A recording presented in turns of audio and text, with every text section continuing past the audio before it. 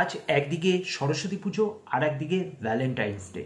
তো এই স্পেশাল দিনে যেখানে সবারই কিছু না কিছু আপডেট আসছে, তো জিৎ কি করে সেখানে পিছিয়ে থাকে।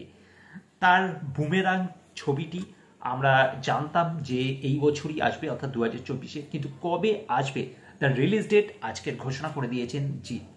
তো 10ই মে আসতে চলেছে ছবিটি। তো সত্যি এটা একটা অবশ্যই গুড নিউজ আজকের দিনে, যে বুমেরাং অবশেষে ফাইনালি খুব শীঘ্রই আসছে, তার রিলিজ ডেট ঘোষণা হয়ে গেছে। এই ছবিটিতে একটা হিউজ স্টার কাস্টও আমরা দেখছি। জিৎ, রুক্মিণী তো বটেই, এবং তার পাশাপাশি সৌরভ দাস, দেবচন্দ্রিমা, খরাজ মুখোপাধ্যায়, রজতাভ দত্ত, এরা সকলে রয়েছেন এই ছবিতে। তো ছবিটি সায়েন্স ফিকশন একটি থ্রিলার হতে চলেছে, এবং অবশ্যই এর মধ্যে কমেডিও থাকবে। তো যে অ্যানাউন্সমেন্ট মোশন পোস্টারটা আমরা দেখতে পাচ্ছি, সেখানে জিতের ব্যাক সাইড থেকে আমরা একটি ছবি দেখছি, যে নাকি হাতের মধ্যে একটি মোবাইল ফোন, এবং সেইখানেই লেখা আপলোডিং সুন।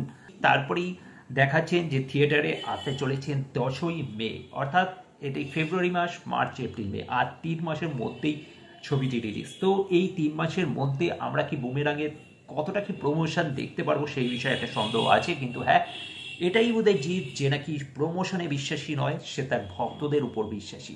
আর যে কারণেই তার ছবি যেরকমই চলুক বা না চলুক, কিন্তু তবুও সে প্রমোশনে হয়তো খুব যে আহামরি একটা ঢাকঢোল পেটানোর ব্যাপার, সেটা তার মধ্যে একেবারেই নেই। তো এই 3 মাসের মধ্যে অনেক কিছু আসা বাকি আছে।